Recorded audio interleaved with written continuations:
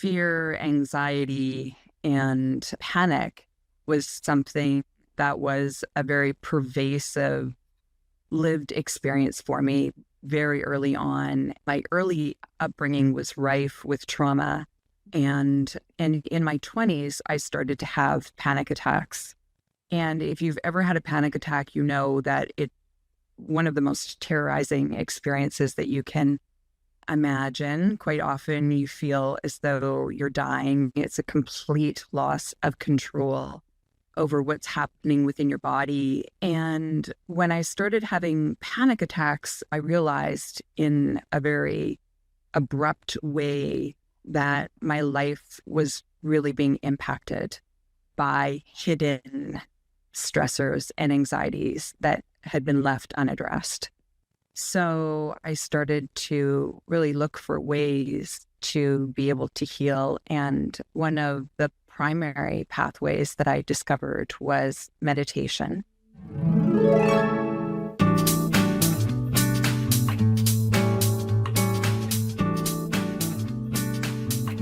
Dr. Michele Kambolis, welcome to Fear Unzipped. I'm so delighted to have you here.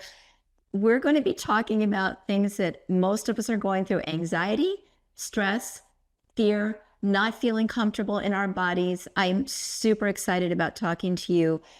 And our dear friend Susan Graw connected us. And I feel... That's right. Michele, I feel like every podcast at the beginning I'm saying, oh, and my good friend Susan Graw connected us, because she's connected me to so many beautiful, beautiful people. And she's extraordinary. She's a beautiful human and soul on this planet.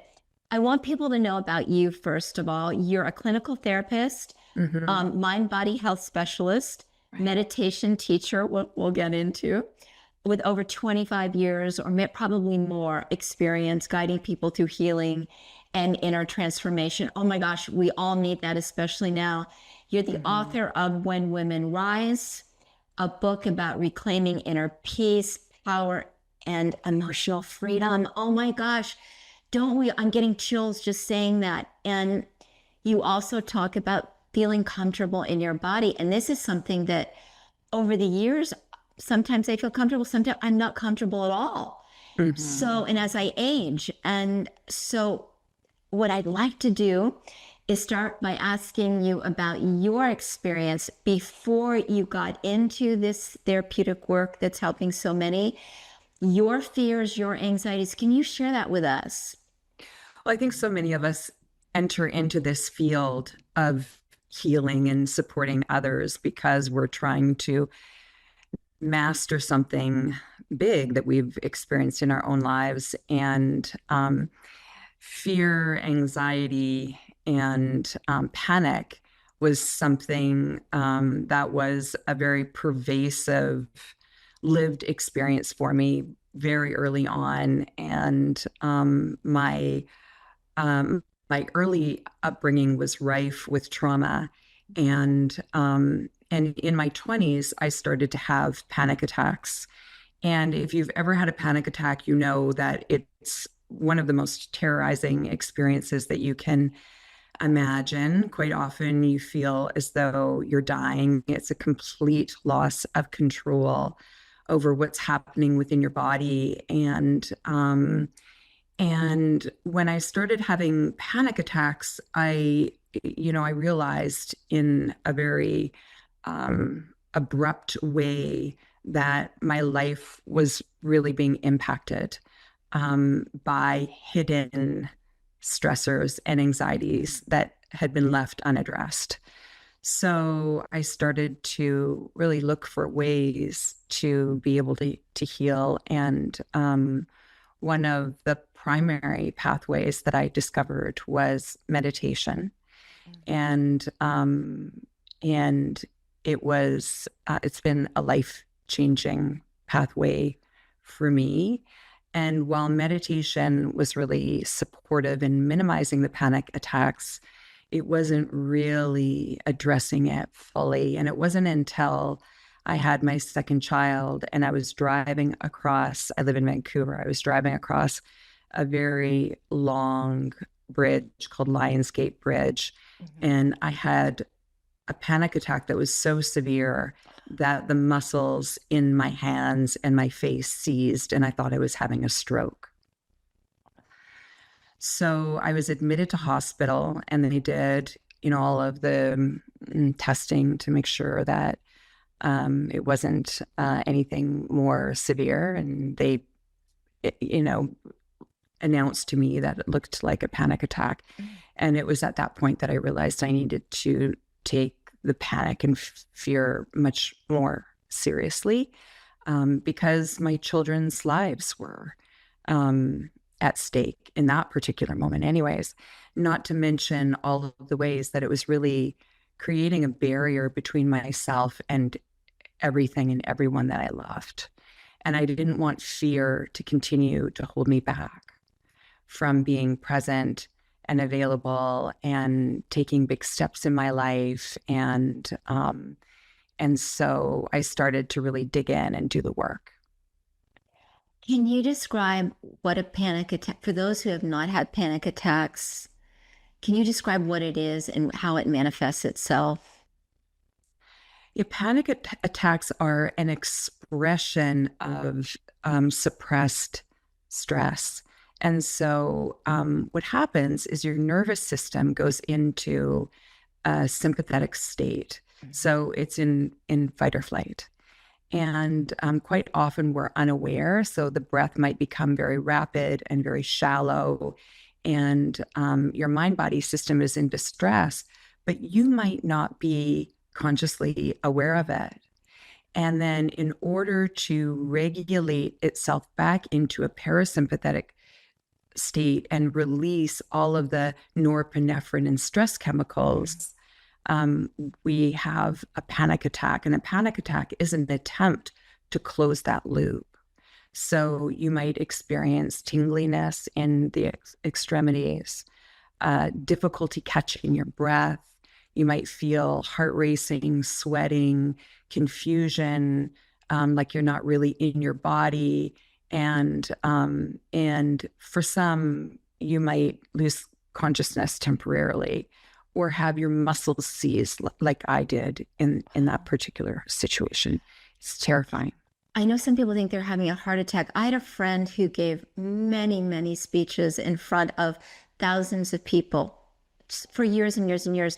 One day he gets up there and he thinks he's having a heart attack. He had a panic attack. Mm-hmm. So can they just come out of the blue? They often come out of the blue. And it's often people who are very high functioning, who take on a lot, that are great copers, that are suppressing the stress and anxiety and the pressure, and then it's like your emotional reservoir gets too high and starts to pour over. So for some, it might be a panic attack. For others, it can start to transmute into illness and sleep disorders and addiction. And so we all express our distress in a variety of different ways. For me, it happened to be panic and anxiety.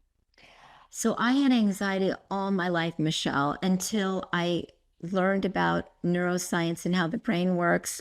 And then my metaphysical abilities kind of catapulted forward. My intuitive abilities became very strong. Before that, I just was always waiting for the other shoe to drop. I was highly functioning. I had a very successful PR business, but I wouldn't get the panic attack like it's a heart attack, but I would flood. Is that the term in psychologists use, where I would flood? I'd hear something or I misinterpret something and my whole brain would take over and start creating a story. And it would be like paralysis. It's not the way to live. I had very high highs and I had a lot of lows. So this is a really important conversation. And then I had read somewhere that when you had your children, you also had some postpartum stress with that. I did.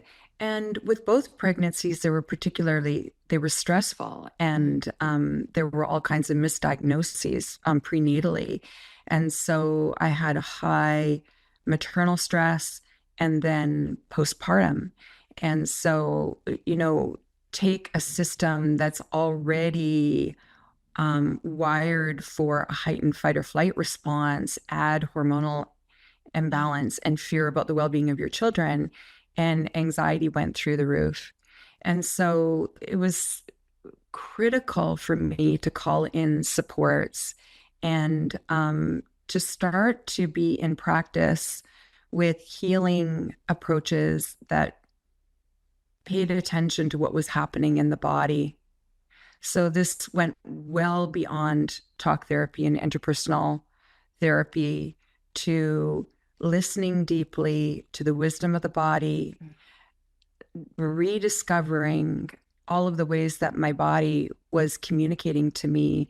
And, there's something really important in your story, Sandy, and that is once you were able to be in relationship with fear in a way where you weren't pushing it away, you weren't in aversion, and you weren't amplifying it, you were able to tap into and express your gifts of clear seeing, of open-heartedness, of availability, and the fullest expression of yourself. And that is the most difficult aspect of fear, is it prevents us from being in the fullest expression of ourselves.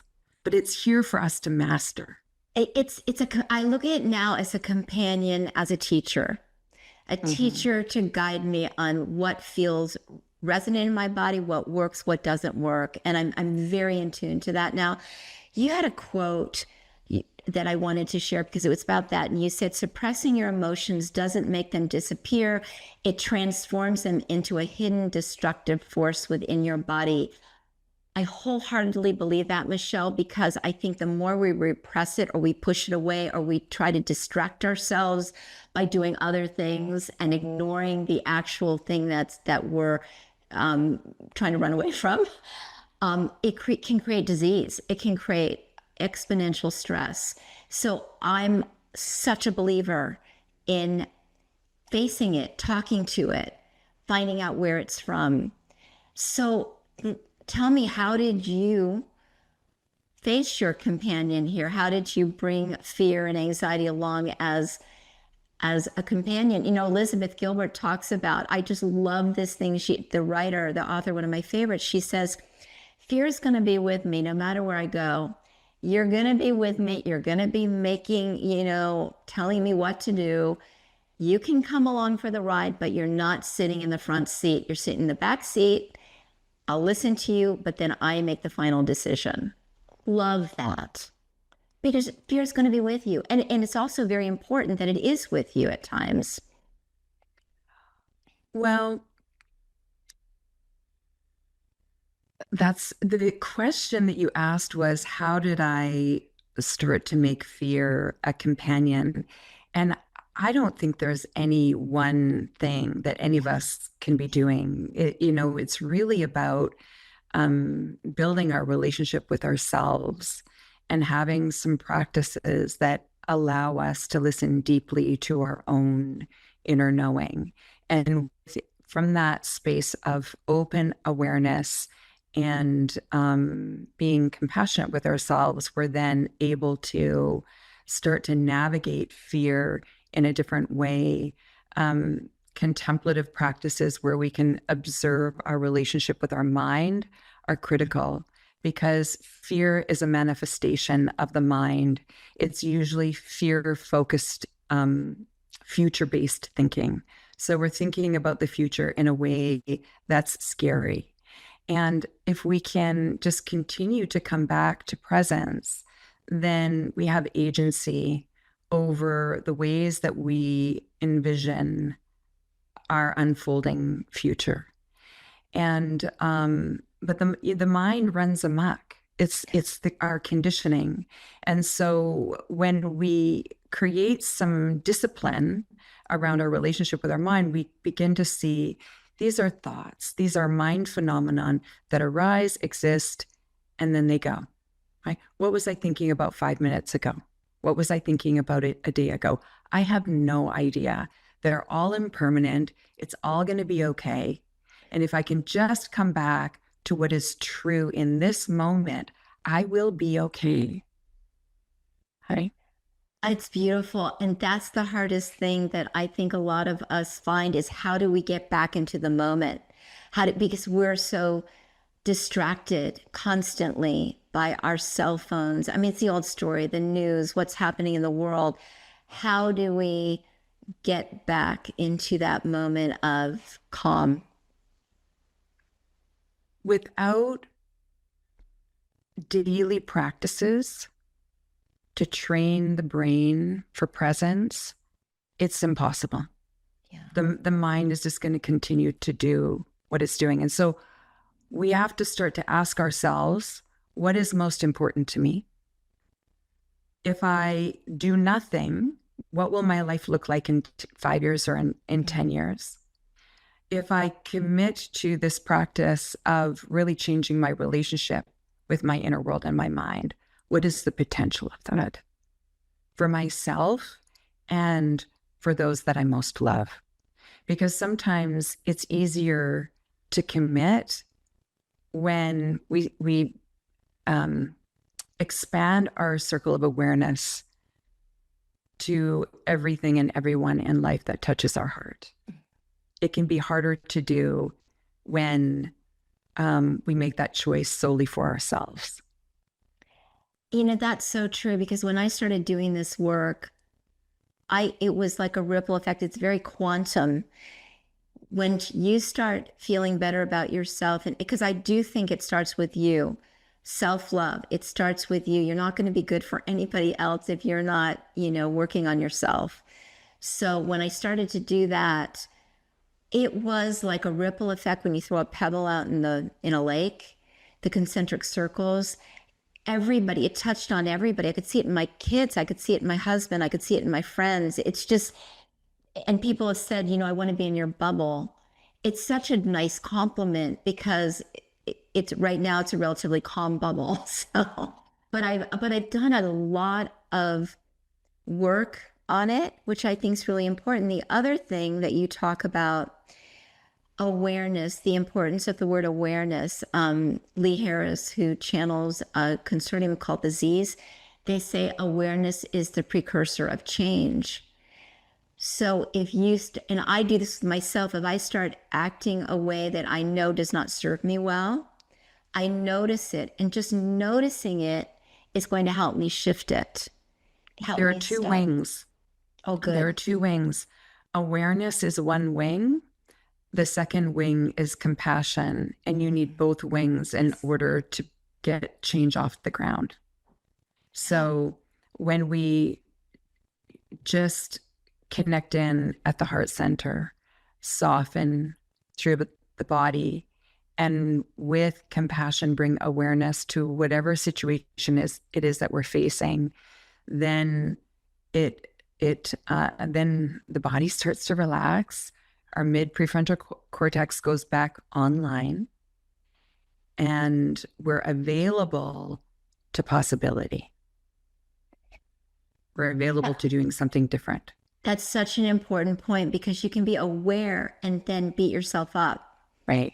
So the key there is awareness plus compassion, 100%. Oh, thank you for sharing that. That's really, really important. So what took you into I assume that feeling all these, the anxiety and stress gave you a feeling like, I've got to help myself, but I really want to help other people because so many people are suffering. So what was, when did you actually get into your practice? I got into my practice when I was 16, and my first boyfriend had just died in a car accident.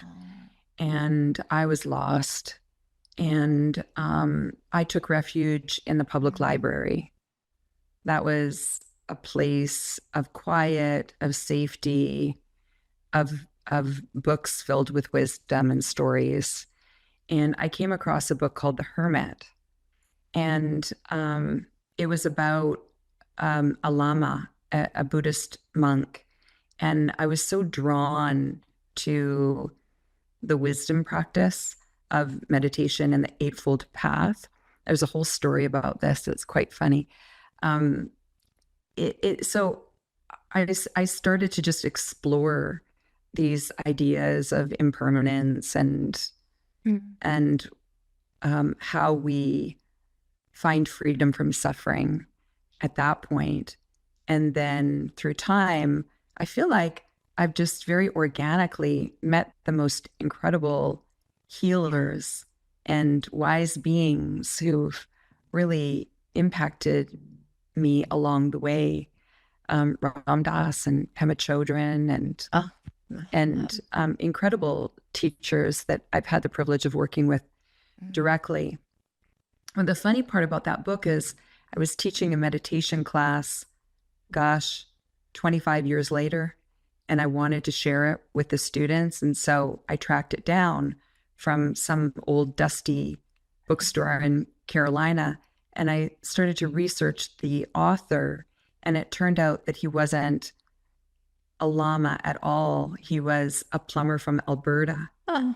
And so the learning there was, that wisdom, that impacted me, it changed my life, was from a very ordinary person.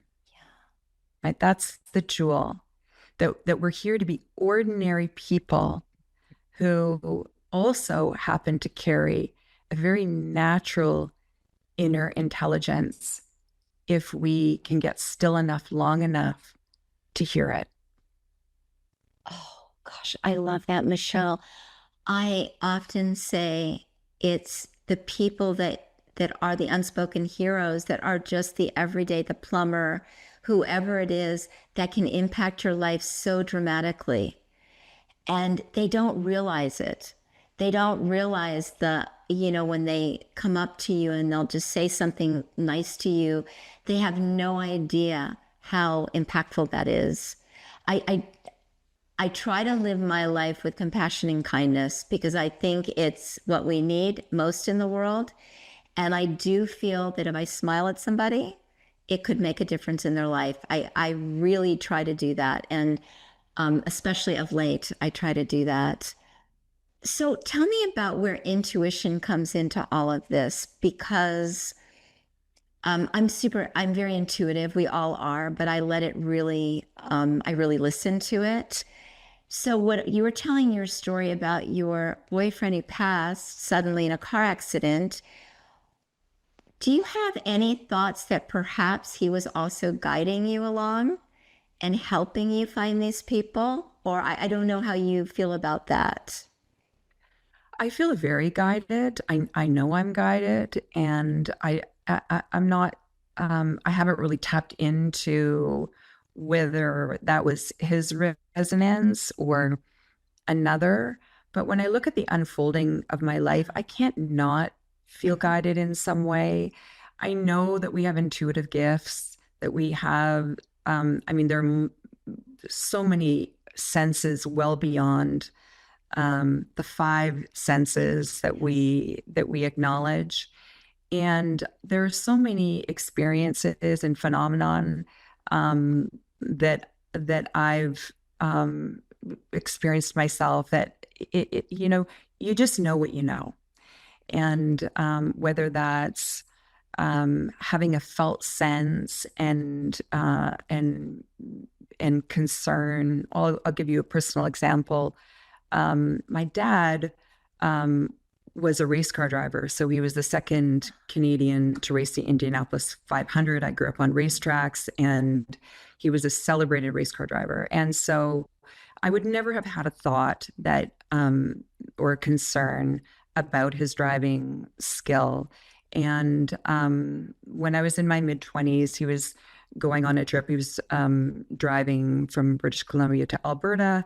And I had the strongest sense in my body that something was going to go very wrong. And in that conversation, I pleaded with him 4 times to please drive safe. And I felt panicked, but I didn't know why. And it felt ridiculous that I was telling him to drive safe. And 4 days later, I got a call that he had been in a car accident and couldn't feel his legs. And so that car accident resulted in injury so severe it left him paraplegic. And there have been dozens of situations like that throughout my lifetime where I've had a somatic, overwhelming experience that I've learned to just name it when it comes. And so how else do you explain that, Sandy? But there is something beyond the material form that we have access to and are available to. The key is really like learning the tools and the processes to be able to open to that information and use it in a way that is supportive and empowering rather than frightening. Exactly. And listening without making up the story. It's something that you have to hone. It's a skill really that I feel like you have to just practice. But I also feel that all the panic attacks and the trauma that you went through puts you in a position to do exactly what you're doing today because you're understanding what people are going through. If you hadn't been through that, it might have been much more challenging for you to understand. If I came into you and said, "Oh my God, I'm just anxious all the time and I'm just feeling all these things," I think it really prepared you. Do you feel that? Absolutely prepared me. It was my training ground so that now when I'm working with clients, I can see, feel, and know where terror is running through their system. And sometimes it's of their lifetime, and at other times it's related to epigenetic patterning. We know that we carry the emotional frequency patterning of our lineage. And so oftentimes we'll feel a block or we'll feel a depression or a fear that we just can't place. We just can't put our finger on it because all of the context of our life doesn't match up with how we're feeling. But if you're working with someone that has that capacity to help you to bring to light those pattern frequencies, then we can put it back in its appropriate timeline so that we're no longer carrying it within our system, within our lifetime. And also, very importantly, it's not getting passed down further through our lineage, through our children. Exactly. So a lot of my anxiety growing up was my intuitive abilities. So I'm picking up on other people's energy and I'm sucking it right in. I mean, it's going right into me. So their stress, their worries, it's all coming into me. And I'm assuming, well, it's me, I'm a kid. Or an adult would say something and I'd go, but that's not what I'm feeling. But the adult's saying it, so therefore it has to be true. I'm a kid. What do I know? Right.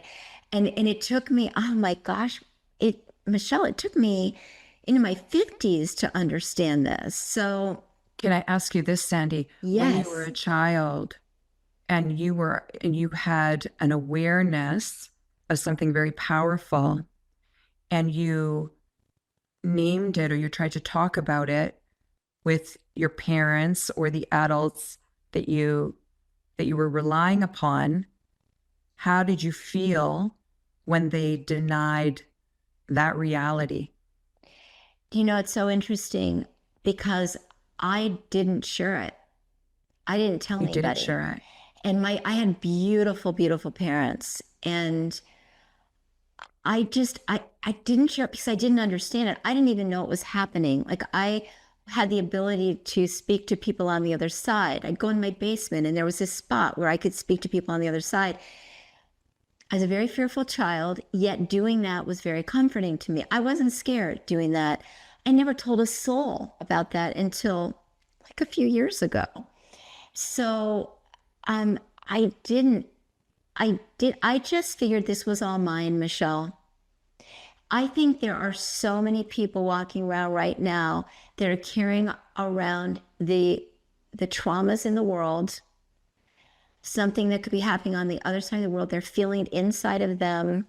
They're carrying their lineage with them. And they have no idea why they're so stressed out. And they think it's themselves. So people like you are super important. Thank you. And the work you're doing in talking about a phenomenon that can come with a great deal of judgment and therefore suppression. And so as a child, you intuitively knew that it wasn't safe to talk about this. And as kind and loving as your parents were, the wounding is in not feeling as though the wounding is in being in environments where certain things are taboo, essentially, whether or not it's being named as such.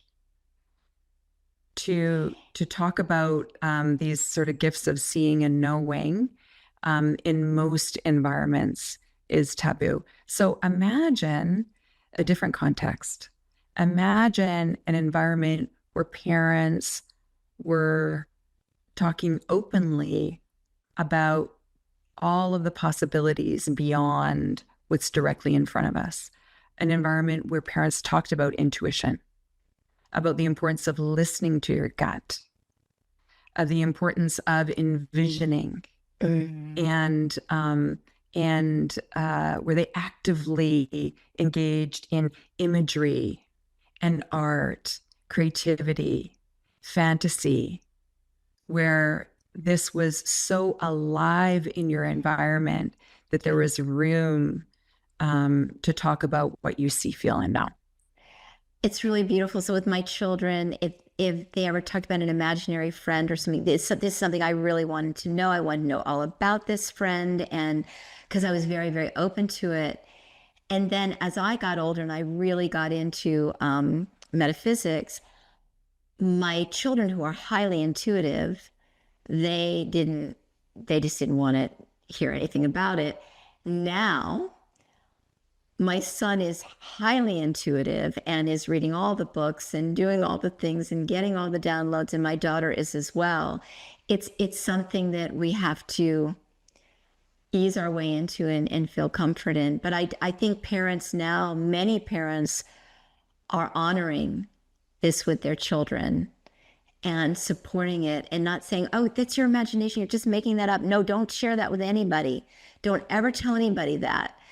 I think that's really changing. And I've also noticed it in the beautiful autistic community, where they're so tapped in to so much. And that's opening up with podcasts like the telepathy tapes. It's so beautiful. It's fascinating. I had an experience with an autistic client who was primarily nonverbal. And I had just come back from my honeymoon and I was pregnant. And my first therapeutic love was play therapy, which in many ways is very shamanic. And she asked me to lie down, and she brought out the doctor's kit, and she said, "There's something wrong with your baby." And she started to work on my body with the pretend needles and bandages. And she worked at this for quite some time. And then she finally stopped and she said, "I'm so sorry, but your baby hasn't survived. Your baby died. Your baby died," was the words that she used. And so, of course, internally, I'm trying to just regulate and manage that information and not pay too much attention to it, but stay with her experience rather than focusing on my terror and hearing that. And then 10 days later, I had a miscarriage. Mm-hmm. So what was it that she was picking up on? What was she aware of at that time? It's all a mystery. And but the invitation is for us to be curious. Yes, I think from what I've learned from listening to the top three tapes is they're tapped in the way that we are all really tapped in, but we put a mask over it. We have dust over it. So as one physicist said, paranormal is normal. But we put it out there like, oh, I'm a medium, I'm a psychic. Oh, this person has extra power, is more powerful than we are. We all can do it. And I think what's happening, and maybe you're finding in your practice that it's opening up. First of all, it's being honored more. It's not being judged as much. And I say 10 years ago, I probably wouldn't have done this podcast because I would have been way too fearful, Michele. I mean, being completely honest. For me to do this and put myself out there and people hearing about things that I know, people who have never heard this before, I mean, I was a little terrified about doing this, and I'm unzipping my own fear. The thing that's remarkable is that people are coming up to me, that people that I thought would never in a million years even listen to this, going, oh my God, that was fascinating. I had an experience kind of like that. And I'm going, oh my God. So we're opening up, and it's so beautiful because we are all paranormal, which sounds like such a weird, but that's our normal. So that's a really incredible story that you just shared about that young, that client of yours or patient of yours, whatever you would call that person. If they're nonverbal, how were they getting that information across to you? So when I first started working with her, she was completely nonverbal. And then through the therapeutic process, she started to communicate verbally. It was still minimal verbal communication, but enough to be able to say, your baby died. So yeah, she was finding her voice and her inner healing was an incredible thing to participate in and to see as it was unfolding. And then she eventually went on to win a gold medal in the Special Olympics. So she, she really went on to do incredible things and be in a very powerful place within her own right. But I think what you're naming so importantly is that we have astounding gifts, but in this culture of striving and producing and performing, it's very difficult to hone those. And so it takes a commitment to honoring that part of ourselves. It's so true. When I was a child, I loved learning about cultures from around the world, especially like in Aboriginal or an Indigenous culture, Native American, First Nation cultures, and because they could communicate without speaking from tribe to tribe, especially if you're in Australia and you're living very, very far away from, your relatives. I've always been drawn to that, and I've always read books about it, and I think we should pay attention to that. If we're drawn to it, maybe there's a reason why we're drawn to it. And it was for me to really hone that intuitive, telepathic, those abilities. I have friends that go ahead. One of the more, powerful things that we can do, and it's so simple, is to spend more time in nature. So if we're walking in the forest or among, the wisdom of the trees that can communicate from one side of the forest to the other if one is in distress. And I mean, that's the most beautiful way to settle the nervous system enough to be able to open our field of awareness to see ourselves mirrored through nature, our true form. Yeah. And because nature is purely authentic. It is what it is. And so it's at the highest frequency. And that is exactly what I do if I need to regulate my system, if I feel like I'm going a little bit into sympathetic, to get back to parasympathetic, I'll go out, and I'm a tree hugger. Everybody knows that about me on this podcast. I talk to the trees. Yesterday, I was having a conversation. there's so much nurturing, comforting power and knowledge in nature. And it was really interesting during COVID, people started bird watching. Did you hear that? People who didn't, were working every day and there were probably birds in their backyard, never really noticed, but they started, and I'm getting chills, they started bird watching. And then they started ordering bird food and squirrel food and things that were getting them in alignment with nature. So a lot of what happened with COVID, which was really, some people went through just horrific time with it. It also brought us back to nature, and animals started going into places that they hadn't been in decades, but they were free to roam into cities. And you'd see elk in the middle of a city now. I 100% believe that nature, if you have access to it, to get in there to regulate yourself. What are some other things? Go ahead. There's something really important here about stillness. Yes. Coming into stillness, taking a pause every now and again, opening to that which is sacred. Yeah.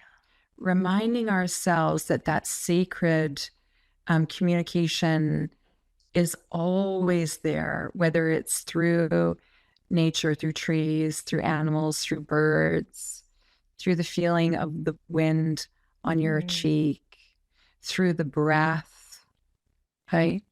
Through the beating of your heart, through the rhythms of life in all of these forms. And but we get so caught up, so swept up.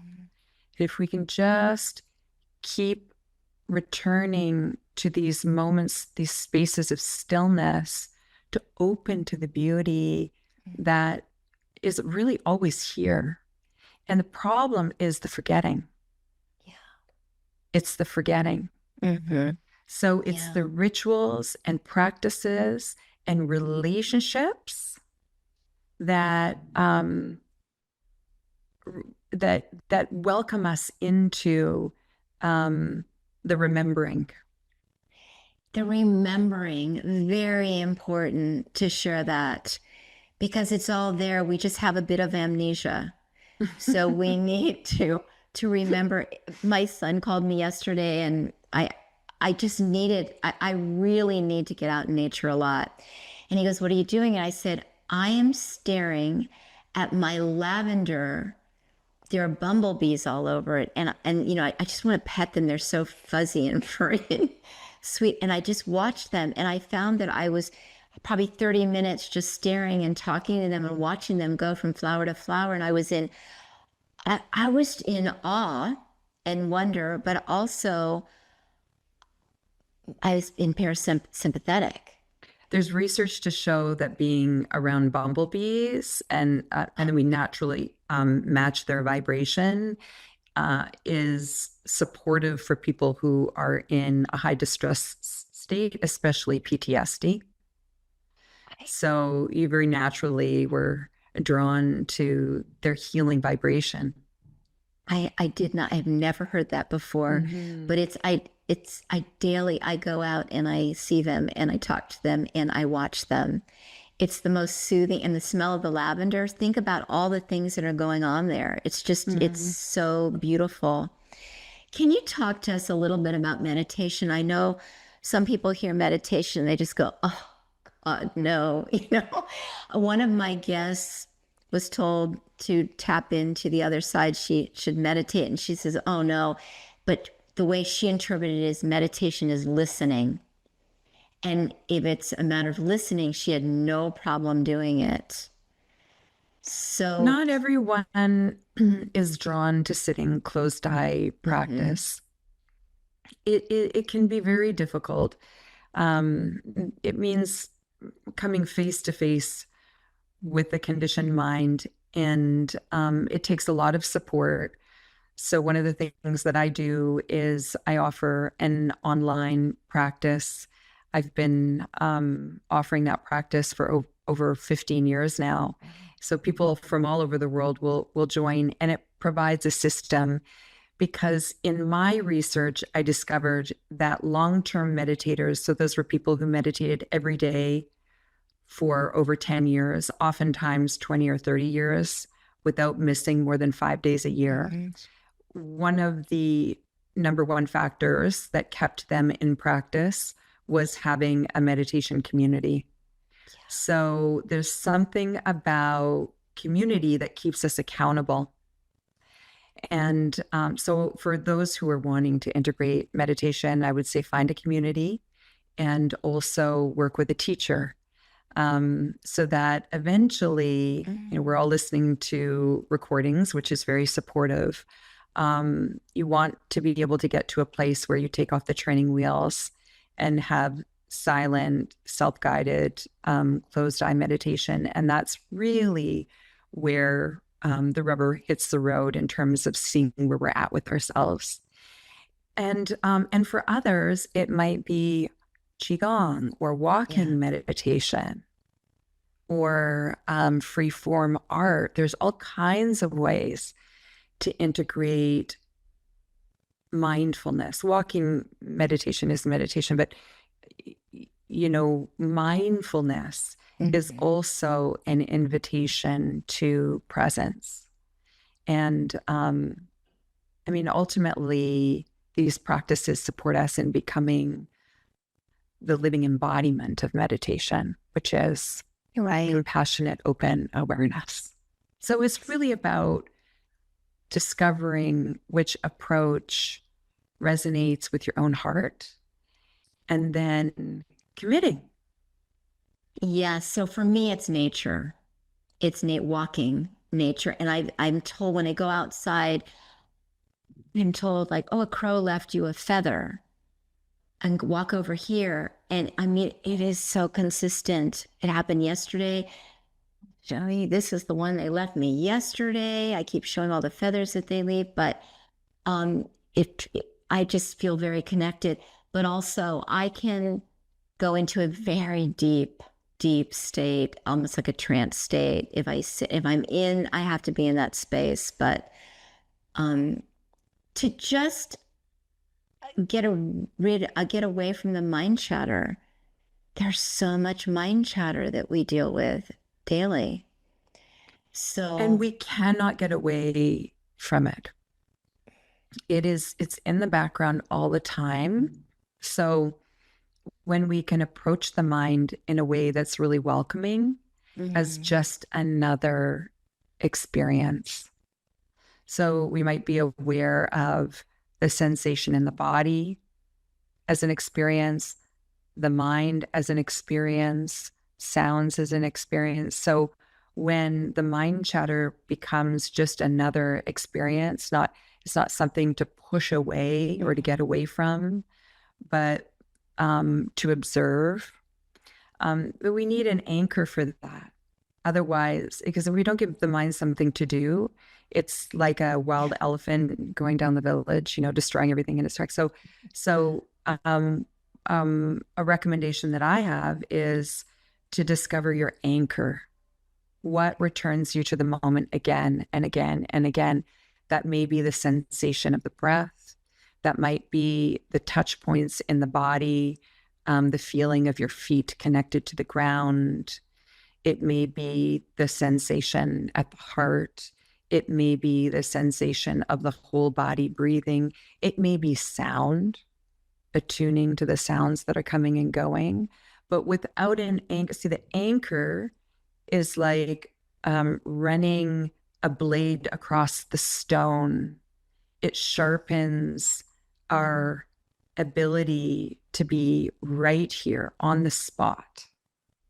And then the mind is just one part, and it starts to fall back. We have a bigger whole body, mind, soul experience where the mind is just one part.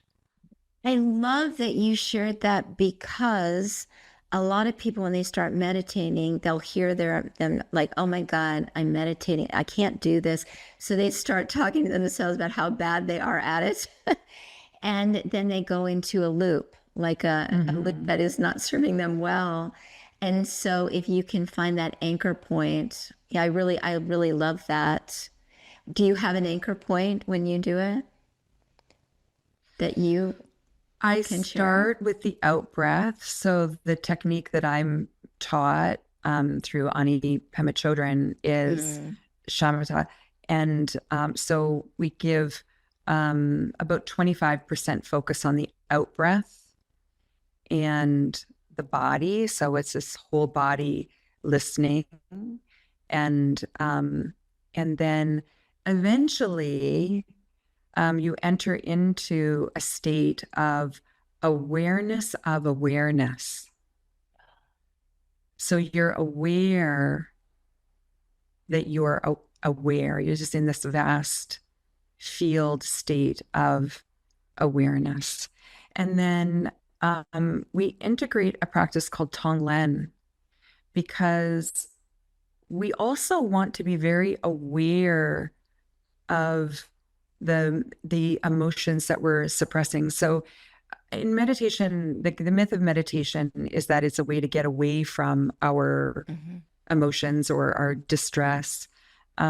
Once we're in a state of relaxed openness, the invitation is to look at what we're pushing away or what we're ignoring. So with Tonglen, we breathe in our suffering. So if we're particularly irritable or angry or in fear, you breathe that fear in and you breathe it in fully and you come face to face with it. And then you breathe out a sense of relief, a sense of calm, spaciousness, maybe it's light. And so we're really sending ourselves ultimate care. And we stay in that practice until there's a shift. And then once it begins to shift, we extend the benefits to all beings. So you imagine all 8 billion people on the world, how many other people are in fear? And so then you breathe in that fear for them, come face to face with their fear, breathing out, sending them relief, sending them your care. Oh my God, that's such a beautiful practice. And that's so great for humanity because I do believe that we here, where we are here, you're in Canada, I'm in Oregon, that we can definitely touch the hearts of people who are maybe 12,000 miles away. I know that because that's quantum physics, but that's a beautiful practice. Oh, I really love that. I actually want to start incorporating that. I really love that, Michele. I want to say I would go to you for anything because you are your voice. No, your voice, the way you explain things, you're compassionate, you have the most gorgeous energy, which to me is the nicest compliment you can get besides being funny, which is the other compliment I really like. But you have the most gorgeous energy. And I can see why people want to go to you because when they're in a state of angst, to have a calming anchor and somebody who gets it, who's not going to think there's something wrong with you, but no, there's everything right with you. You just need to transmute some of this stuff that's stuck in you. Yeah, Well, thank you for saying that. And I really believe wholeheartedly that we're a mirror for one another. So you're seeing within me that which exists within you. And but I do try I'm very committed to my own work because I think it's so critical in showing up for others, especially in this field, in a way where we're not creating harm. So that's the first thing. Not bringing my own stuff into the situation, or at least minimizing that to the best of my ability. And then just wholeheartedly caring for everyone that we come into contact with. I mean, if we are really truly all one, when we're caring for others, we're caring for ourselves. Oh, yeah, it's beautifully said. And you have a responsibility. We all have a responsibility when we're giving out information like we give information out here. I feel a profound responsibility. And I said, I was kind of guided into doing this. And I said, this is a space that is going to be as absent of fear. You know, I don't want people to come in here and start hearing this could happen or that could happen or, you know, no, no, no. We are all holding hands together. We're jumping in together and we're going to take care of each other. So thank you. That's beautiful. But it's true. I mean, that's how there are so many things out there that are trying to put us into fear. And I think we're getting smart now, or I think our amnesia is starting to relax and we're starting to remember, Michele. And I really do believe that we're coming online. All of us are coming online in some way. Big changes. It's like the timeline in transformation has sped up exponentially.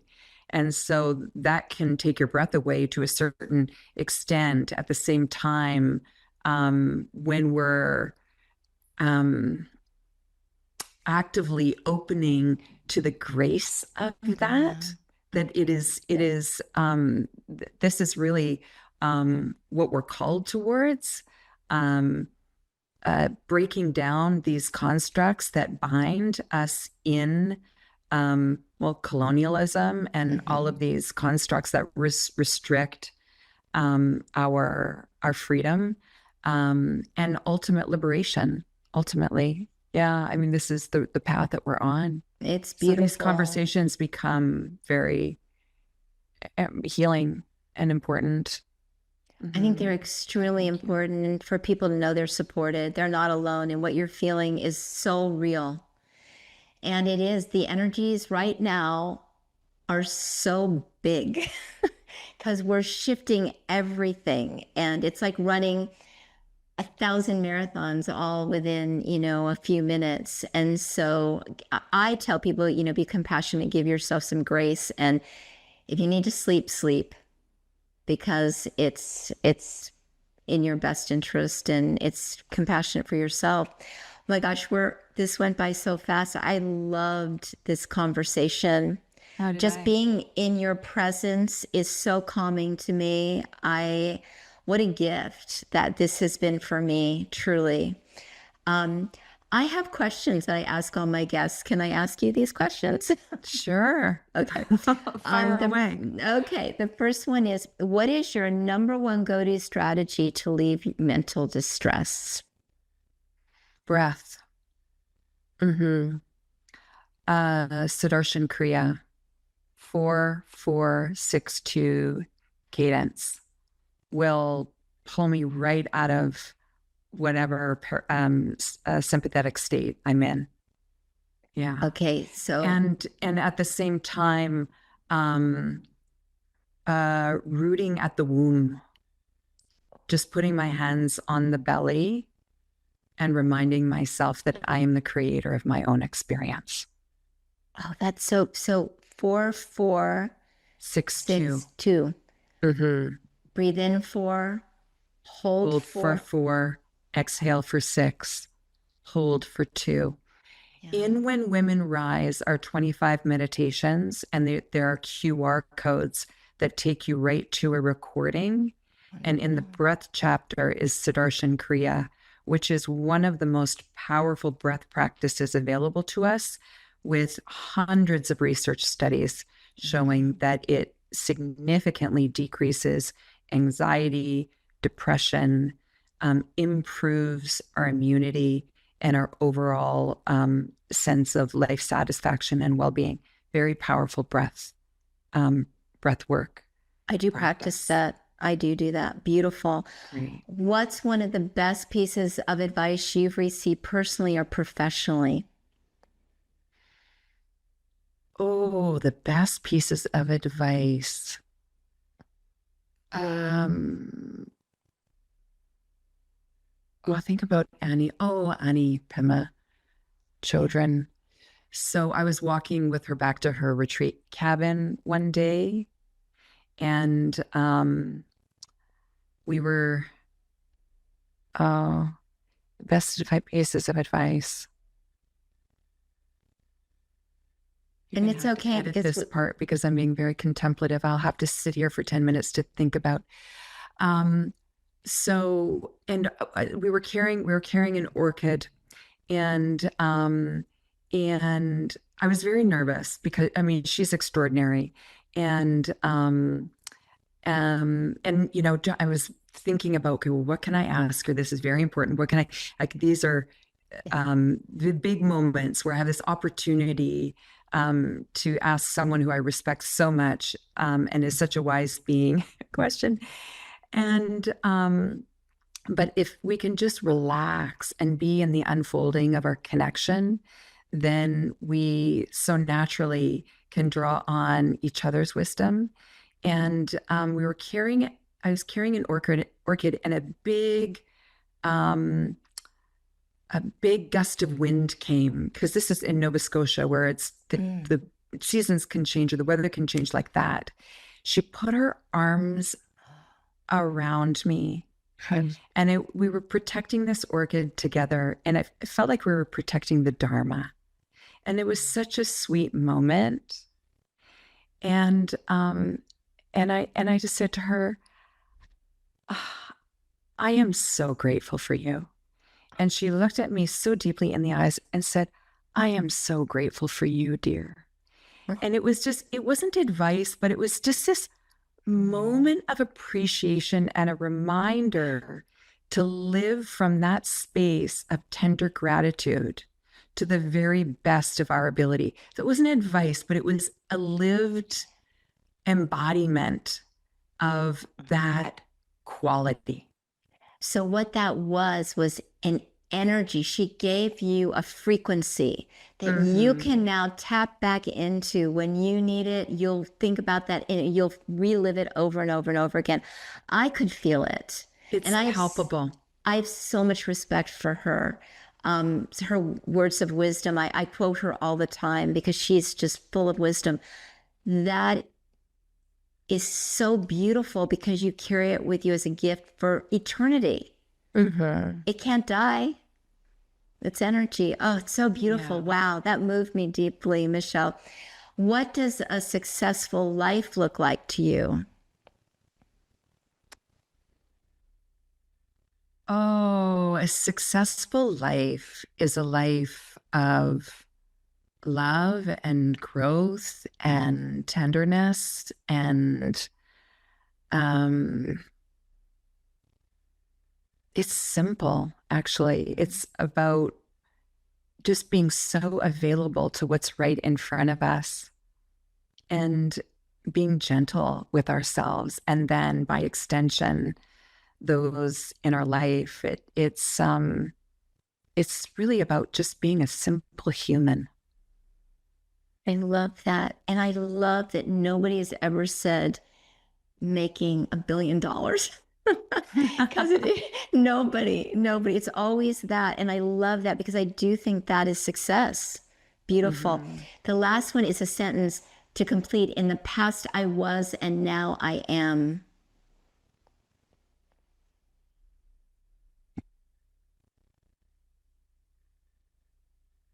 In the past, I was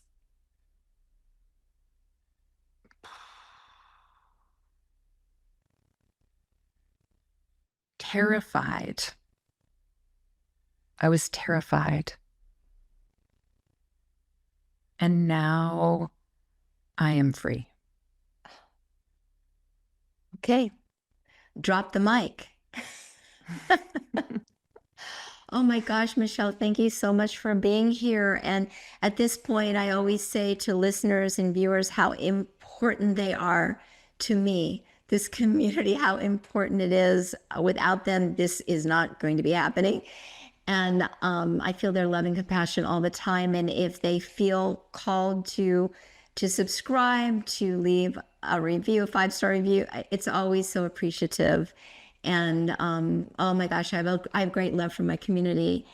And also, we will put everything, your book and everything in our show notes. But just so you can share with them, can you let our our listeners know where they can find you? You can find me at michelekambolis.com. I'm active on Instagram, and reach out at any point if you have questions about meditation and practice, or more personal obstacles that you're facing. My heart is open, and as is my door. Well, I feel that, Michele. I feel that with you wholeheartedly. Thank you. Thank you from the bottom of my heart for being here. It has been such a pleasure. And I hope we do this again sometime. It was so informative and helpful. I would love that. Thank you for having me on, Sandy. Thanks, Michele. Mwah. Sending you lots of love. Mwah.